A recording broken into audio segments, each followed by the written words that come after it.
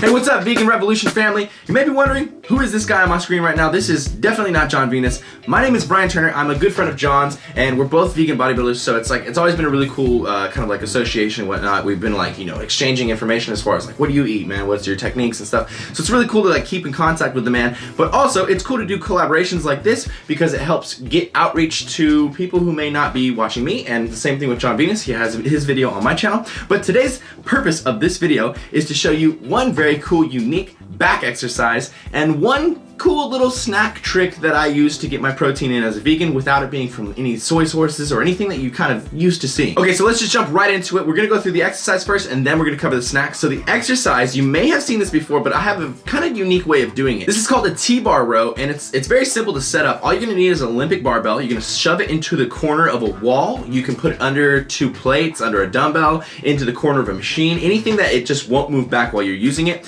I luckily at this gym have a cool little like bar holder that's made for this, but it doesn't matter. You can do it literally anywhere. You're gonna use 25-pound plates, which is something like I think a 12-kilogram plate, but you're gonna use the medium plates, right? Because if you use a full 45-pound plate, it's gonna be too big and you won't be able to get the same range of motion as you're rowing it towards your chest. So if you use those smaller ones, you get more range of motion. And basically you're gonna load whatever kind of weight you want into the front of the bar, and this is the part where people kind of differ. Some people like to use a close grip handle or really any type of handle and slide it under the bar and use that to row. But I personally like to use one hand over and one hand under. So basically one hand is a little higher and one hand is a little lower than the other, and you're grabbing towards the top of the bar, really like as high as you can go essentially. Take sort of a wide stance with your feet pointed outwards so that you have a good base of support, also so that you're not using your lower back too much. It doesn't get too tight as you're doing this. And all you're gonna do is stand straight up first, and then you're gonna come down to whatever desired amount of bend you wanna put in there. You can do a full 90 degrees, so you're doing a full bent over row, or you can do sort of a more upright row, which is more sort of kind of like a Yates row.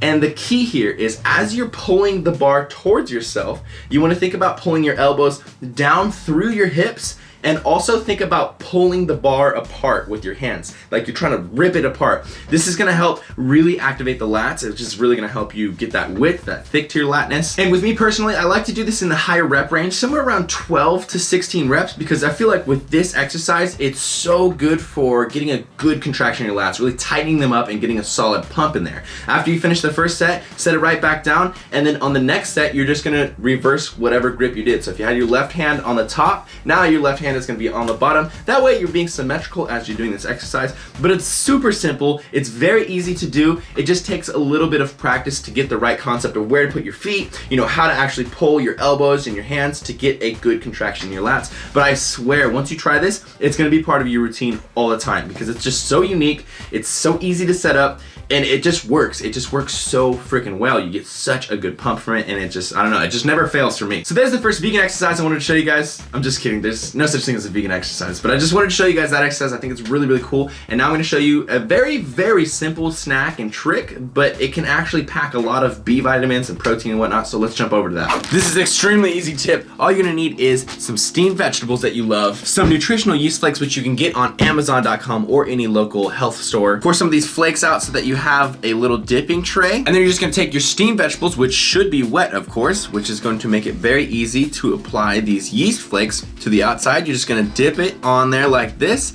and then you should have a finished product like that, and boom, seriously, eat this, you're gonna be amazed. And basically these nutritional flakes, if you've ever had like cheese nips or like one of those cheese crackers, they kind of taste like that with just like a little bit less like potency or pungency to the flavor. But it's amazing if you've ever had cheese on your broccoli back in the day, or if you've ever had like broccoli soup with cheddar in it and whatnot. That's what this replicates. You're basically just eating cheesy vegetables. It is so phenomenal. It's so freaking good. And the super awesome thing about this is that yeast flakes are made entirely up of protein and fiber and B vitamins, which is a huge deficiency for a lot of vegans. A lot of people worry about getting their B vitamins in.